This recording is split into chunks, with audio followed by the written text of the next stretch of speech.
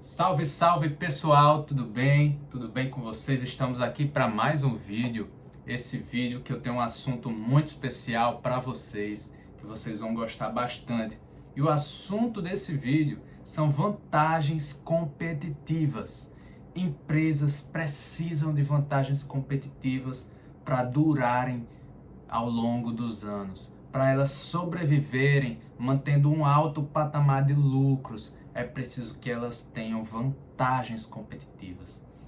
Vantagens competitivas que são construídas com uma boa estratégia de marketing, uma boa estratégia de integração de pessoas, de equipes, de execução de estratégia. Tudo isso é importante. Grandes empresas construíram impérios que vivem até hoje com grandes vantagens competitivas. Essas grandes vantagens competitivas duráveis ao longo dos anos, que não se esvaem, vantagens competitivas que se mantêm firmes ao longo dos anos e que sustentam os negócios dessas grandes empresas. Beleza? Então, pessoal, para quem não sabe, eu falo aqui sempre sobre valuation, né? E como muitos de vocês se acompanham os meus vídeos, vocês já devem saber que o valuation é a determinação de valor de um ativo. E assim, basicamente, o que é que acontece quando eu estou fazendo esse processo de determinação de valor de um ativo?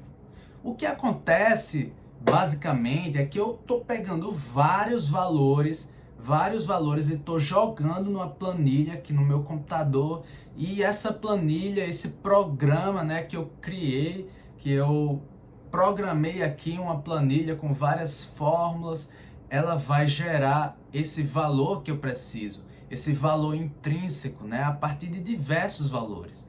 Mas pessoal, eu queria trazer algo muito importante, um princípio do valuation, que ele não pode ser pulado, ele não pode ser ignorado. Esse princípio é que o valuation ele é guiado, ele é fundamentado sempre por uma história. Não adianta eu pegar vários valores aleatórios, valores até nem tão aleatórios, e jogar nessa planilha e achar que tudo faz sentido, que tudo está correto, sem eu ter uma história por trás. Eu preciso ter algo que sustente tudo isso. E como é essa história? Como é isso que você está falando para mim, né? Que eu tenho que contar uma história? Como assim? O que é que isso significa?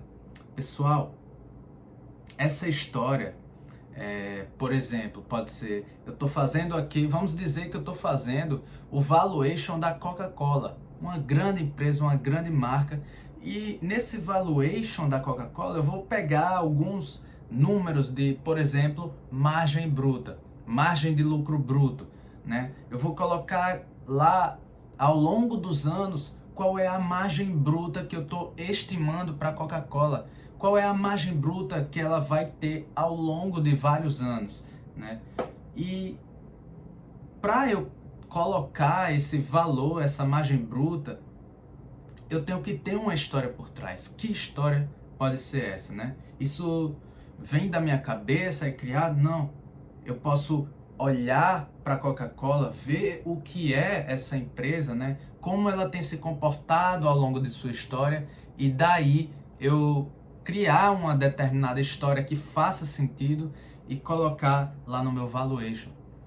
Porque o meu objetivo é determinar aquele valor. Se eu colocar valores altíssimos que não fazem nenhum sentido, que a Coca-Cola nunca conseguiu alcançar, um nível de margem bruta excepcionalmente alto, aquilo só vai me confortar, né? Eu ver um grande valor daquela ação, um preço justo daquela ação que é muito alto, e isso aí vai me prejudicar, porque na verdade aquilo não vai representar a realidade. Aquilo vai ser totalmente sem sentido, totalmente sem fundamento, né? Então o que deve acontecer é você olhar, por exemplo, a história da Coca-Cola. Ela tem mantido uma margem bruta constante ao longo dos anos, né? Lucros constantes, crescimento constante, uma empresa magnífica que o que sustenta tudo isso é uma grande marca. E essa grande marca é a grande vantagem competitiva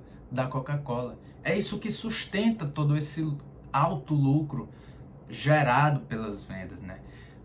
Essa grande marca que conecta, que tem uma forte conexão e ligação com os clientes, com as pessoas, comigo, com você, talvez. Se você toma Coca-Cola, se você gosta, você tem essa ligação com a marca, né? Quando a gente geralmente se depara entre Pepsi e Coca-Cola, é mais fácil a gente escolher Coca-Cola, né? Algumas pessoas gostam mais de Pepsi, né? Mas enfim, a maioria das pessoas gostam da Coca-Cola. É uma marca fortíssima, que ela gera uma conexão, mesmo que o sabor, você não veja diferença ali no sabor, a maioria das pessoas tendem a escolher a Coca-Cola. Não é por um motivo aleatório, é porque aquela grande marca, através do marketing, né, da propaganda, toda a estratégia de marketing que a Coca-Cola construiu ao longo dos anos, criou essa fidelização, criou essa conexão, criou toda essa história por trás de um simples nome, Coca-Cola. E essa grande vantagem competitiva é o que dá o valor para essa empresa. Essa vantagem foi construída ao longo do tempo, né? E é essa história que eu vou colocar ali, implementar no meu valuation para que ela sustente aquelas margens. Porque quando eu ver aquele valor, eu vou lembrar da minha história e eu vou saber que aquilo faz sentido. E aquilo vai me dar uma segurança, porque durante tempos ruins da economia, aquela história eu vou olhar para ela e eu vou lembrar, caramba, essa empresa, ela é magnífica. Essa empresa tem essa grande vantagem e mesmo que a economia esteja indo mal, eu vou investir naquela empresa. Eu vou seguir comprando aquelas ações. Ela é uma ótima empresa. Ela tem essa margem, não é à toa. Ela tem uma forte marca, né? Isso aqui, vale lembrar que isso aqui não é uma recomendação. Estou dando um exemplo, né? Apenas. Eu nem tenho ações da Coca-Cola. Não poderia nem recomendar, nem faria sentido. Mas definitivamente isso não é uma recomendação de compra. É apenas com objetivo educacional. Então eu posso dizer que é muito difícil uma empresa se levantar contra a Coca-Cola. É muito difícil surgir uma empresa de refrigerantes do nada e bater de frente com a Coca-Cola. É mais fácil essa nova empresa, se ela tiver algum sucesso, se a qualidade dos seus produtos for boa, né? É mais fácil que a Coca-Cola, com todo o seu dinheiro, seu capital imenso, compre aquela marca, que é isso que acontece muitas vezes. A Coca-Cola geralmente compra, né, sua concorrência e aí ela se torna maior ainda. Então essa é a vantagem competitiva da Coca-Cola. Ela tem fortes barreiras de entrada, né? É muito difícil alguém se levantar e derrubar a Coca-Cola ou ao menos ameaçar. É muito difícil. A Coca-Cola é uma empresa muito forte, né? E ela continuará provavelmente dominante no seu setor. Isso aí, dela continuar dominante no seu setor, é o que vai me dar base para eu colocar esses números no meu valuation de lucros constantes, crescendo constantemente, margens constantes, né? Isso aí é a história que está por trás dos números. É ela que vai guiar o meu valuation. Portanto, o meu valuation, vocês já aprenderam, né, que o valuation ele é guiado por essa história. Ele se baseia, né, ele consiste em números, vários números que são fundamentados por uma história plausível, real, né? Uma história que ela não é aleatória, que ela não é tirada do além, é algo razoável, né? Algo que tem lógica. E se essa vantagem competitiva ela for durável, melhor ainda, né? Warren Buffett busca investir em empresas que possuem vantagens competitivas duráveis. Não sou eu que estou dizendo isso do nada, não sou eu que estou olhando para o jeito Warren Buffett de investir e estou dizendo que ele faz isso. Não, isso eu tirei desse livro aqui, né? Warren Buffett e Análise de Balanços, escrito por Mary Buffett e David Clark, né? Eles que basicamente falam nessa obra que Warren Buffett investe em empresas com vantagens competitivas duráveis. Essa palavra durável é muito importante, né? Não é como uma empresa que tem uma vantagem competitiva, sendo que aquele setor no qual ela está inserido é tão competitivo que ela nem consegue sustentar essas vantagens por muito tempo, né? Ao contrário de outras empresas que elas possuem uma vantagem competitiva, que ela é sustentada ano a ano, ou ela, na verdade, se torna uma vantagem maior ainda, né, ao passar do tempo, né? E por isso que empresas como Coca-Cola, que eu já citei, Apple, Gillette, Procter Gamble, Geico, Nebraska Furniture Mart, See's Candies, talvez essas últimas vocês não ouviram falar, como a Geico, a See's Candies, né? São empresas que estavam, né, ou ainda estão inseridas na carteira de Warren Buffett, que possuem grandes vantagens competitivas, que conseguem praticar preços mais baixos, conseguem entregar valor ao cliente e eles conseguem fidelizar aquele cliente, né? E é isso que Warren Buffett busca nas suas empresas, né? Ele não busca apenas uma empresa barata, uma empresa que esteja sendo negociada a um preço mais baixo do que o seu valor. Ele busca empresas com vantagens competitivas duráveis, com qualidade na gestão.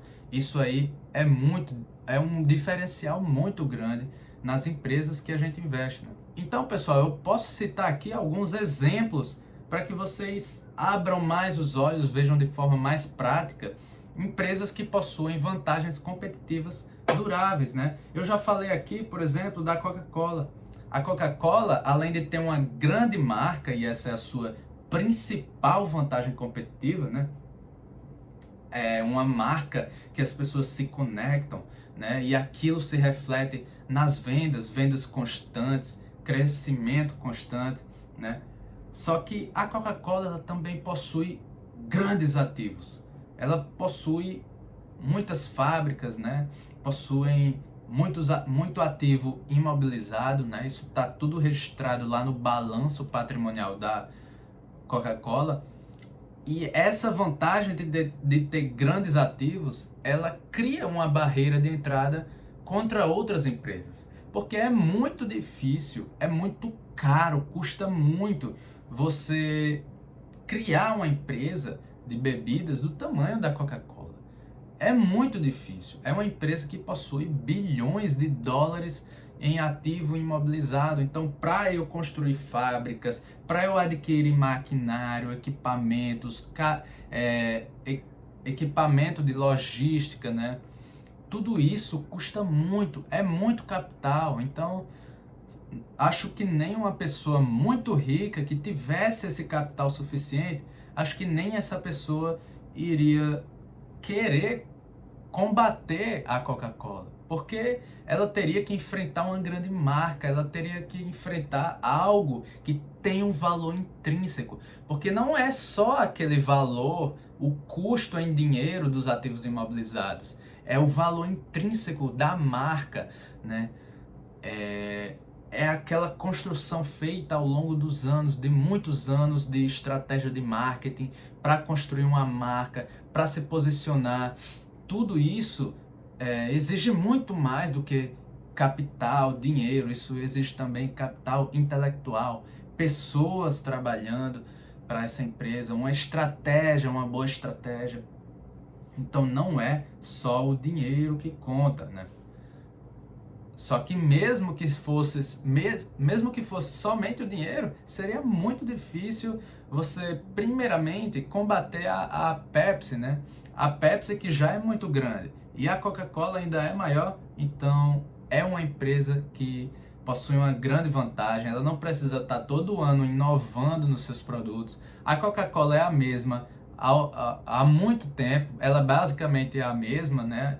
Há muito tempo, talvez ela tenha feito algumas alterações na sua fórmula, mas basicamente ela não muda. É aquela mesma lata, aquela mesma garrafa, né? O mesmo produto, os mesmos insumos. E a Coca-Cola, com o passar do tempo, vai conseguindo diminuir os seus custos, vai conseguindo experiência na logística, vai melhorando seus processos, vai economizando em água, economizando em outros custos, custos de produção, custos operacionais, administrativos, custos de vendas, e a Coca-Cola vai melhorando. E vai melhorando, melhorando, e é uma empresa que não precisa estar inovando, criando algo novo. Não, o principal investimento da Coca-Cola é na sua marca, né? É no seu marketing, na sua propaganda. Eu diria que essa é a principal despesa da Coca-Cola, é o que ela investe mais, né? E também tem umas vantagens que são menos visíveis, né? Porque a Coca-Cola ela consegue adquirir algumas empresas, algumas marcas, né? Ela adquiriu o Guaraná Jesus, por exemplo, e esse Guaraná Jesus, essa nova marca, facilmente foi implementada, assim, criou sinergias, né? Ela adquire outras marcas e facilmente consegue criar uma sinergia, uma integração com a sua cadeia logística. Ela já tem experiência, já tem expertise, tudo preparado para que ela consiga facilmente integrar aquele produto no seu catálogo de produtos e assim seguir com vendas, ganhar escala, né? Alcançar novas regiões, dominar, aumentar seus lucros, e é isso que a Coca-Cola faz. É uma empresa maravilhosa, não é à toa que Warren Buffett investe nela há muito tempo. Outro exemplo, né, seriam grandes bancos. Grandes bancos como o Banco do Brasil, Itaú, Bradesco, já nos Estados Unidos tem o Wells Fargo, JP Morgan, né, grandes bancos que possuem muitos ativos financeiros, muitos depósitos, muitos clientes, muitas contas, uma carteira de crédito gigantesca, né, equipes, processos bem executados, né, grande experiência. Esses grandes bancos são muito difíceis de serem derrubados. É muito difícil você competir, e é isso que as fintechs, né, que são muito populares hoje em dia, como o Nubank, estão tentando fazer hoje em dia, né? Por exemplo, um exemplo prático da minha vida, eu tenho conta na Nubank, eu também tenho conta no Banco Bradesco. E existe uma perspectiva, né, de, por exemplo, eu movimentando pouco dinheiro, não tenho problema em usar o Nubank, porque é um aplicativo prático, é um aplicativo fácil, tudo digital, você não tem dor de cabeça, né, para mexer lá no aplicativo. Já o Bradesco é diferente, o aplicativo é muito ruim, na minha opinião, é muito lento a certas vezes, às vezes eu preciso de 20 minutos para pagar um boleto quando dá erro, e aí o Bradesco, ele tem essa digitalização, né, esse aplicativo mais lento, ele investe pouco talvez nos seus aplicativos, deu uma melhorada, né, com o passar do tempo, antes era pior ainda, mas o Bradesco, ele tem mais experiência que a Nubank, ele tem uma equipe melhor, processos, segurança conta muito, porque se eu tivesse milhões, né, eu poderia muito bem colocar na Nubank, mas eu tenho medo, eu confio mais no Banco Bradesco, né? E se eu tivesse milhões, talvez eu fosse até um cliente Bradesco Prime, que tivesse um atendimento personalizado, né, mais atencioso, onde eu tivesse um atendimento diferenciado, né, e qualquer coisa, qualquer problema que acontecesse, clonagem, tudo, eles facilmente resolveriam, não teria tanta dor de cabeça, seria muito mais fácil. Então, os grandes bancos têm também essa vantagem sobre as fintechs. Você olhando com a perspectiva de cliente é muito diferente do que você ir procurar vantagens competitivas no site do RI da empresa, por exemplo. Seria muito difícil, né? Seria um processo mais cansativo. Mas quando você é cliente, quando você usa, ou quando você escuta de outra pessoa falando a sua experiência com os produtos e serviços daquela empresa, é muito mais fácil você tirar conclusões. Então, eu acho que é por isso que Peter Lynch fala muito sobre essa questão de olhar como consumidor, viver o processo, né, de venda dos produtos daquela empresa, você ir visitar as lojas, você avaliar o atendimento, né, daquele serviço, daquela venda, e esse olhar como cliente, ele é muito importante também, né? Além de você ir buscar conhecer a empresa, esse contato, né, esse contato mais direto, ele também é muito importante.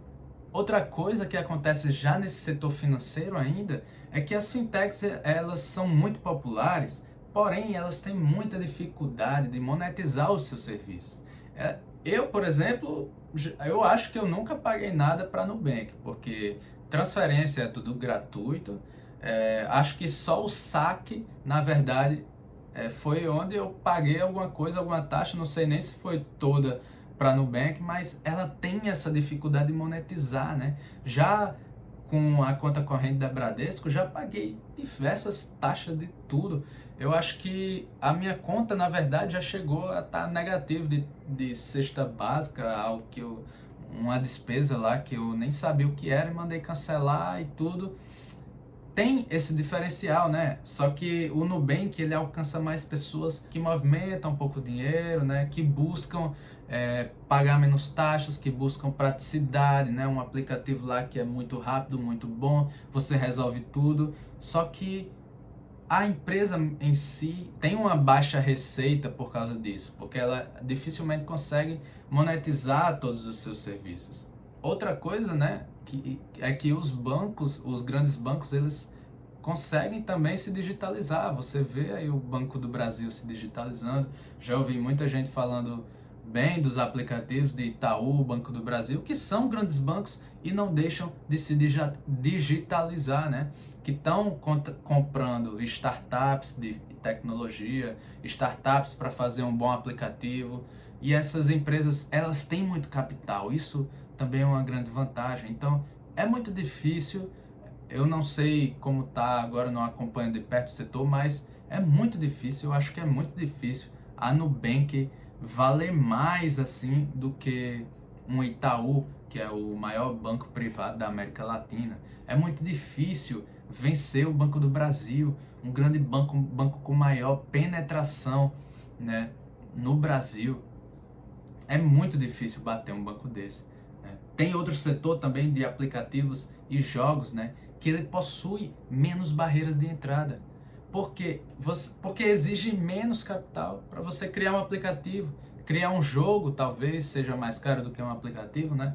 Eu acho que é, mas é muito mais difícil em relação a construir um banco, né? A você criar uma empresa de bebidas, né? Como a Coca-Cola, isso custa muito mais. Mas fazer um aplicativo, eu acho que até eu, se eu fizer um curso, né, eu posso criar um aplicativo.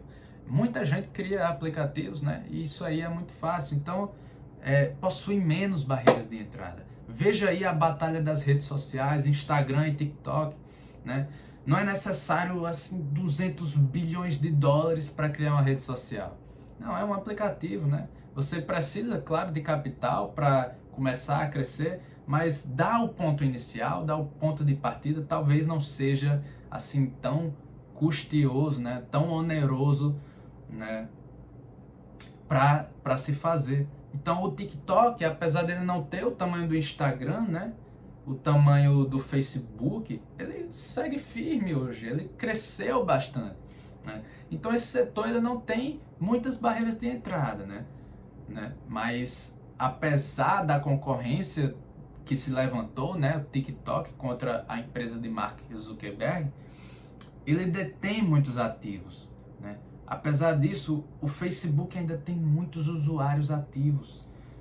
Eu acho que são bilhões de usuários que possuem conta aí no Facebook, no Instagram, e são redes sociais muito fortes, né? É muito difícil o TikTok bater de frente com o Facebook, com o Instagram, né? Então essa é uma vantagem do Facebook, do Instagram, né? Da Meta Platforms, porque ela conseguiu muitos usuários.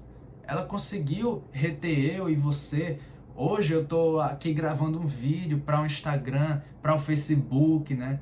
Para o YouTube. Então é muito difícil alguém criar uma plataforma assim de vídeo como o YouTube e bater e derrubar o YouTube. Não, porque muitos usuários, né? Muitas pessoas, empreendedores estão tentando até empreender só pelo YouTube, Facebook. Pessoas ganham dinheiro nisso e é muito difícil derrubar, até mais agora porque WhatsApp, Facebook, Instagram estão tudo interligado, tudo integrado, e aí fica muito difícil de derrubar, porque eu já tenho todo o costume, eu não vou deixar o Instagram, Facebook, é muito difícil as pessoas deixarem de usar, porque aquilo já construiu uma grande marca, né? Já construiu uma integração, já construiu todo um ecossistema, praticidade, as pessoas não vão deixar facilmente. Né? É muito difícil, apesar de não ser tão oneroso para criar uma rede social, é muito difícil você bater uma empresa como essa. Essa característica de vantagem competitiva durável é o que Warren Buffett chama de moat. Em português significa poço. É um poço, lembra daqueles castelos, né? Aqueles castelos que possuem um poço ao redor do castelo de proteção? Essa é a vantagem competitiva durável. Esse é o moat, essa é o poço que protege o grande império que é aquela empresa que possui uma vantagem competitiva durável. Essas empresas, elas possuem uma grande barreira de proteção sobre elas e é muito difícil uma concorrência chegar e bater de frente, né? A Walmart, o seu bom posicionamento no território americano ao longo dos anos da sua fundação, do seu crescimento, seu bom posicionamento, sua estratégia bem fundamentada, sua estratégia bem criada de estar ali sempre abrindo lojas próximas umas das outras, criou uma cadeia logística, né, que possibilitou o Walmart praticar baixos preços. E aí, se você quiser, né, tem o Walmart em várias cidades americanas. Então, essa empresa, né, esse império que foi construído, né, criou uma vantagem competitiva durável. Já outras empresas que talvez você não conheça, não são tão populares, mas lá nos Estados Unidos elas são bastante populares, principalmente entre os investidores, é a Moody's e a Standard & Poor's, certo? Essas empresas, a S&P e a Moody's, são empresas de rating de crédito, né? São empresas que elas fazem o quê? Elas dão uma nota, né? Elas dão um rating para as empresas de acordo com o risco das empresas.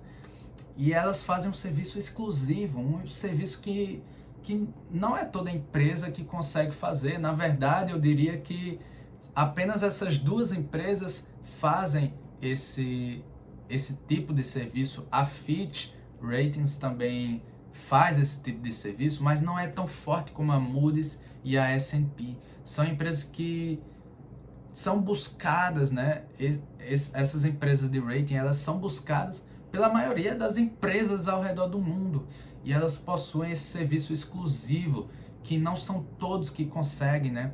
Porque o que é que acontece? A Moody's e a S&P, elas são empresas que têm muita experiência nisso. Então, se eu tenho uma empresa e eu quero buscar esse serviço de rating de crédito, de buscar saber qual é a minha nota de crédito, eu vou buscar essas empresas, né, que têm uma grande experiência nisso. Mas não é só essa experiência, é porque o selo, a assinatura da Moody's, da S&P, valem muito, tem muito valor, porque tem Porque se eu for falar para os meus investidores que eu sou um rating de crédito muito bom e foi dado pela Moody's, eles vão confiar, porque é uma empresa grande, porque é uma empresa que tem expertise, que sabe fazer aquilo. Agora, se uma nova empresa bem pequenininha surgiu para fazer esse mesmo tipo de serviço e eu vou lá com a minha empresa e eu digo, por favor, analise a minha empresa, me dê a nota de crédito da minha empresa, o rating, né? Eu quero saber qual é o risco de crédito, de inadimplência da minha empresa. E aí ela vai dar, e eu falo assim para os meus investidores, olha, vocês podem ficar tranquilos, podem investir na minha empresa, porque ela tem um bom rating de crédito e foi essa empresa aqui que deu o rating de crédito. E aí os acionistas vão chegar aí, mas que empresa é essa? Eu nem conheço essa empresa. Por que é que não faz com a Moody's, com a S&P? Porque... tá vendo? É isso que poderia acontecer, mas isso não acontece porque todo mundo já faz o rating de crédito com a Moody's e a S&P. São empresas que têm essa vantagem competitiva. Somente elas são buscadas assim, né, na maioria das vezes. Então, esses foram bons exemplos aí de vantagens competitivas. Espero que você tenha entendido. E aí, como é que eu faço para identificar, né, essas vantagens competitivas? Busque encontrar a palavra consistência. Busque essa consistência em tudo. Uma empresa que tem margens brutas consistentemente altas, além da sua concorrência, que conseguem uma margem bruta muito alta, é muito provável que ela tenha uma vantagem competitiva durável. Empresas que têm pouca ou nenhuma dívida de forma consistente, que consegue ficar sem se endividar durante muitos anos, né? Deve ter passado aí até por crises econômicas sem precisar tomar grandes dívidas. Essas empresas têm vantagem competitiva durável. Lucros constantes, crescimento constante, né, desses lucros também. Essas empresas então conseguem ter essa vantagem competitiva durável. E com essa vantagem, tudo isso, né, vai refletir nos seus resultados, nos seus números. Né? E qual é o impacto, né, no valor? Né? Grandes marcas, elas conseguem vender muito, crescer e sem se endividar demasiadamente. Então elas vendem mesmo que a economia esteja num momento ruim. Né? Os seus lucros são constantes e crescem e suas margens elas são altas. E tudo isso proporciona fluxos de caixa gordos, né? Fluxos de caixa ali onde sobra muita coisa, elas são máquinas de fazer dinheiro. Lembre aí da Apple quando eu estiver falando disso. Lembre aí de uma grande empresa que tem vantagem competitiva durável. Comenta aí também se você conhece alguma, né? Se você tem outra ideia. Talvez a Google, né? A Alphabet também tenha. Com certeza ela tem uma vantagem competitiva durável e por isso que elas conseguem gerar fluxos de caixa gigantescos. Sobra dinheiro no caixa, sobra para elas fazerem o que quiserem. Por isso que a Apple ela consegue recomprar tanto das suas ações e devolver valor ao acionista, criar valor para ele. E aí as suas ações sobem muito, né? Crescem muito de preço. Isso é muito bom para o acionista. Por isso que essas empresas elas são tão grandes, né? É um ciclo sem fim, gera muito dinheiro, retorna muito ao acionista, os clientes não param de comprar porque a Apple, por exemplo, é uma empresa que consegue fidelizar nos seus produtos, que possui um ecossistema já todo integrado, uma facilidade enorme de você mexer no sistema operacional, e aí tudo isso gera fluxos de caixa gordos, fluxos de caixa enormes, né? Que não é simplesmente só porque uma empresa tem altos fluxos de caixa que eu vou investir, mas não, esses fluxos de caixa, eles impactam no valor das ações, porque existe um método de valuation que é o fluxo de caixa descontado, e eu vou basear o valor, o preço justo no quanto a empresa gera. Então, quanto mais ela gera, quanto menos despesas ela tem, quanto menos coisa para reinvestir ela tem, quanto menos coisa para gastar ela tem, mais sobra. Então, é uma empresa com baixo risco, né? Uma empresa com menos flutuações dos seus lucros, né? Aquele lucro lá constante me dá uma certeza, né? Uma maior certeza de que eu vou receber fluxos constantes ao longo do tempo, né? A característica do negócio. Então tudo isso impacta no valor, né? Não só porque aquilo realmente é bom, mas porque quando eu for colocar todos os números aqui nas planilhas, né?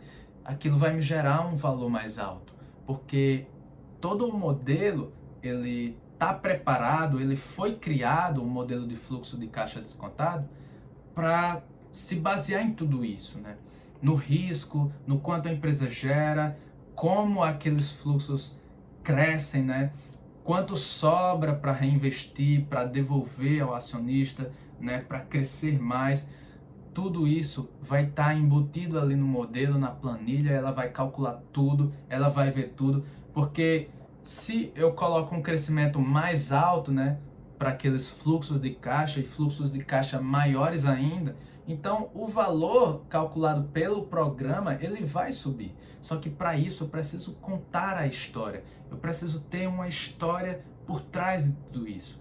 Nossa, a empresa tem uma grande vantagem competitiva. Ela consegue praticar baixos preços.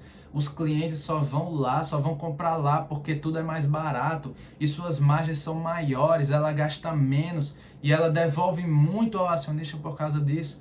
Tudo isso é história. Tudo isso é uma história, não é número. E aí eu transformo tudo isso em números, coloco aqui e vou determinar o meu preço justo, o meu valor intrínseco. É isso que acontece, isso aqui é valuation, é analisar a empresa, saber o que acontece ali nos bastidores, você ter aquela visão do cliente também, aquela perspectiva de cliente, tudo isso conta para o valor, né? Então, uma empresa com baixo risco, uma empresa com alta recorrência, com constância, né, nas suas margens, no crescimento, nos fluxos de caixa, uma empresa com pouca dívida, tudo isso aumenta o valor daquela empresa. E é isso que eu tenho para trazer para vocês hoje. Busquem empresas com essas vantagens competitivas. Busquem uma empresa que está no setor onde as barreiras de entrada são grandes. Busquem empresas que têm uma cadeia logística já toda dimensionada, já toda integralizada, com grande sinergia, né? Um ecossistema, uma empresa com um grande ecossistema de produtos todos ligados entre si, de forma que o cliente ele compra um, ele também quer outro, ele também quer o outro, porque tudo tem ali funções exclusivas da marca e tudo isso é vantagem competitiva. Busque empresas com vantagens competitivas duráveis. E se você quiser, compre esse livro aqui, Warren Buffett e Análise de Balanços. Super recomendo a leitura. É um livro fininho aqui, ó, muito fininho, tem poucas páginas, não tem nem 200 páginas. Em uma semana você consegue ler esse livro aqui, que vai lhe ensinar muito sobre o jeito de investir de Warren Buffett, né? Foi escrito por pessoas confiáveis, né? Por bons autores, e é uma leitura muito fácil, e é desse livro aí que eu tirei todo esse conteúdo de vantagens competitivas, né? Não foi algo tirado por mim, claro que tem a minha interpretação, tem todas as noções de valuation que eu já estudei por vários anos, mas é uma leitura muito boa, né? Uma leitura muito fácil, tem muito para ensinar a vocês. Recomendo que vocês leiam esse livro, né? Se puder, dê um like aí no vídeo, compartilhe, isso ajuda muito. Se inscreva no canal para ver mais vídeos como esse. E se quiser também lhe ajudar, né? Me ajudar a te ajudar, comente aí um assunto que você gosta, né? Um assunto que você gostaria de aprender mais.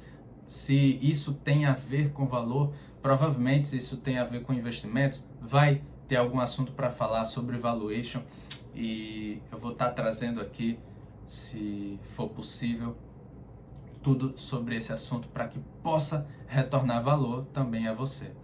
Então até a próxima e valeu!